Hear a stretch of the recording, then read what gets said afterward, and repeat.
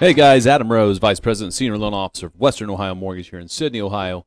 Today is another episode of the Mortgage Guy Podcast, and today we've got some announcements and we have some refi talk, right? I kind of touched on this two podcasts ago about what's going on in the market and does it make sense and what are some options, right? Again, for some people, doing a refinance might make complete sense right now. Some people want to hang on tight and see where they go. So let's just see. I'll give you some options and you make a decision. And then you're going to call me, and we're going to get it done.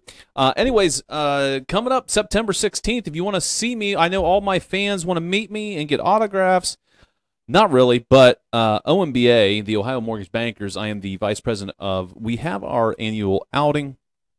So if you are a member of the OMBA or an affiliate member or know someone that is a member and you want to play in that, we are playing on Monday, September 16th at Tartan Field in Dublin. So it should be a good time.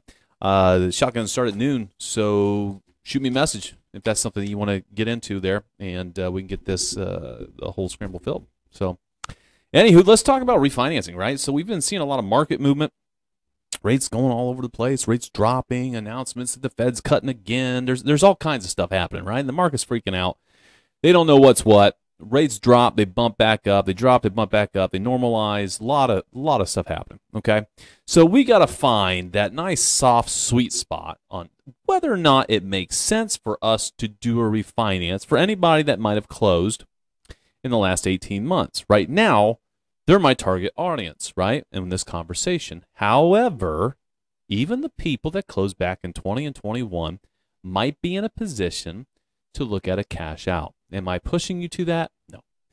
The reason I even bring it up is just because the consumer debt in America is at an all-time high, over $1 trillion, and people are using credit more than ever to survive.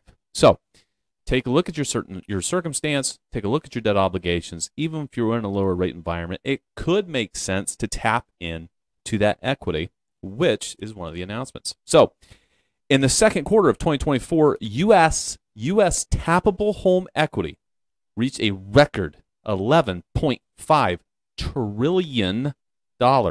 Trillion with a T, as in Tom, as in trillion, as in give me a trillion, fueled by rising home prices that outpaced the $13.8 trillion in mortgage debt.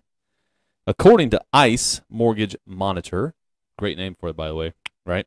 32 million borrowers now have at least $100,000 in tappable equity, with 4.6 million having at least $500,000 in equity, and nearly 1.2 million have more than $1 million in equity, with higher equity holders tending to have lower first lien rates as well. Despite the increase in mortgage debt, the loan-to-value ratio remains low, on average at 44.1% loan to value. That's awesome, right? That's good news. That means people are in these low rates. They're paying down their mortgages quicker. They have a lot of equity available for emergency purposes. Or if they want to sell their home, they can make a ton of money on it. With potential Federal Reserve rate cuts on the horizon, the home equity lending market may see renewed activity even as mortgage delinquencies tick up slightly. All right, so let's talk. Let's get out of cash out land for a minute, all right, for people that have all that equity. It's still a good thing for rate terms, okay?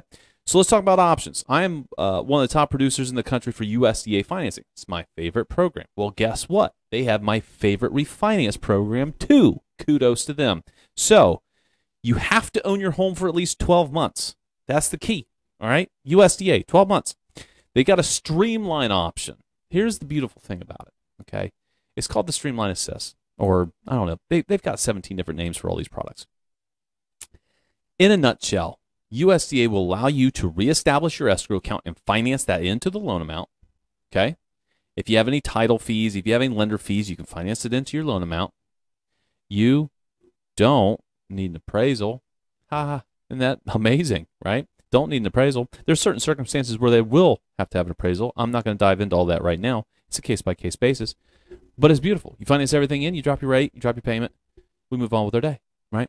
The question becomes, when you're talking to your lender, you need to have in your head, what is the dollar figure that makes sense for me to save, for me to pull the trigger? Or maybe you talk in terms of rates and you're thinking long term. What's the rate trigger? You need to have that in mind and not be sold on the idea of it makes sense to refinance because, you've got a 7 and I can get you a 6.5, right? Don't just go with that. Have something in mind and create a plan for yourself. All right, it's very important. We're just going to go through options here. All right, so USDA, fantastic. FHA gets a little confusing because there's like 5 different options. So we're going to talk about 3 primaries, right? We're going to talk about the FHA Streamline. So a lot of people wondered why we pushed FHA so much when we were in that weird 21 market, 22 market, high prices, high rate, all the stuff started to move. And the beautiful thing about FHA, instead of conventional, is they have a streamline option, okay? So let's say you bought, I don't know, in 2023, rates were hitting the 7s. And I don't know, maybe you lost your job, or maybe you took a pay cut, or maybe you've been living on credit card debt and you bought a new car and your debt ratio is just so out of whack that there's no digging out of it right now, right? But you still want to save money on your house payment. Well, the streamline option is there. They have an option to do mortgage only with credit scores, all right, and refinance your mortgage, regardless of your debt obligations, your debt ratio, regardless of having an appraisal done. You don't need one. The restriction is what your loan amount can be. Your loan amount cannot exceed your original note balance, okay? So you're not financing a bunch of closing costs in there. However, all right, here's what happens. What you can do and what you get is when you refinance this, you get hit with that beautiful mortgage insurance, the upfront mortgage insurance fee that goes FHA, but you already paid that once. So you're going to get a refund that's credited towards your loan amount. So you'll be able to put a little bit of your expenses into your loan, okay? Not a ton. But you can design it as such, maybe, I don't know, again, I'm not quoting official rates here. Every case is case-by-case basis. I'm not disclosing APR. I'm not doing any of that stuff. I'm just talking generalities, okay? Let's say XYZ borrower can get a 6% rate, for example, but they need $4,000 to close this loan, and they just don't have it, right? What you can try to do is you can try to look into premium pricing. Talk to your lender about it. Say, well, what if I take a 6.25? Can I get a rebate back to help with closing costs? Yes, you probably can. That every lender is going to be totally different in regards to what their pricing looks like for their consumer, your credit score profile, a lot of stuff, okay? But it's just a thought. Keep that in mind. But that streamline option is fantastic. If someone ran into trouble, but they've always made their mortgage payment, you could still jump into the refinance market, okay? You've got rate terms, so that's normal, right? You pay for an appraisal, you can finance your closing costs in, your homeowners insurance, your property taxes, and refill your escrow account, all that fun stuff. But you have an appraisal, okay? Rates are very, very attractive with that program. And then you have your cash outs. So each one of these things kind of have a cash out except for USDA.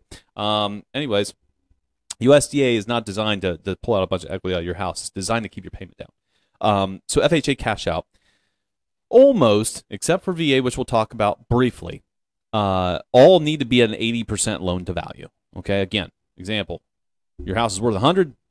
That means you can do an $80,000 total loan amount. All right. So the FHA cash outs are great pricing. Rates are very, very competitive, but you cannot exceed 80% loan to value on those. You do need an appraisal done. Okay. So let's hit VA real fast. All right. So VA options.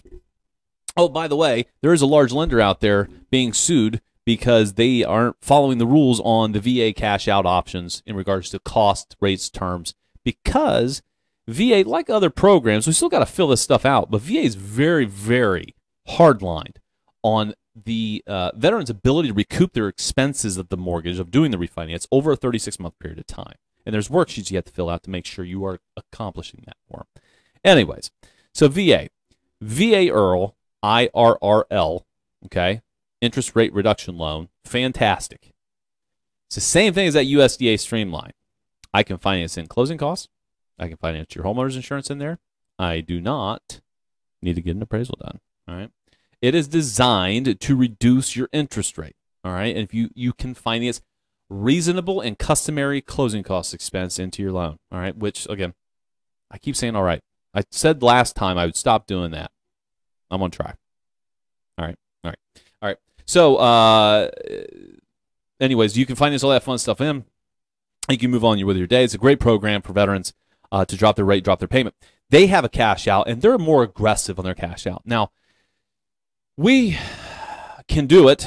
It's not as attractive, okay? So typically speaking, almost all loan programs want 80% loan to value. VA likes the sweet spot is 89.99% loan to value. And I might have lenders on here, oh, you can go higher. Yes, you can go higher. You can go 100%. It's going to have an impact on your rate, all right? A lot of loan servicers out there aren't a fan of that program, and there's going to be a ding on your pricing. So it will have an impact, and now you got to figure out if it makes sense for you to do it, because now you got a little bit higher rate possibly. So it's not to rule out that you can't do 100%, but the target in your sweet spot is 89.99% loan to value on a VA cash out refi. So FYI there. So they give you a little bit more leniency. Conventional. So conventional is just conventional. All right, there's no Streamline option. You can finance all your stuff in there. You get an appraisal done. That's just normal. However, every now and again, if you have a ton of value in your home and we plug it in that way, Fannie or Freddie, we might get a property inspection waiver, PIW. The best thing that ever came across your findings when you run these files. You get the beautiful PIW that says you, the buyer, do not have to get an appraisal done. Now hold your horses, all right? If anything in that file changes, if we validate income and it was a little off, maybe your debt ratio changes, if insurance comes in higher, if whatever, loan amount changes, okay? If you start playing with that stuff, that PIW may go away, all right? There's been times where we haven't changed anything and we rerun it and it goes away. And I cannot control that. If a lender tells you that they can control that, they are full of,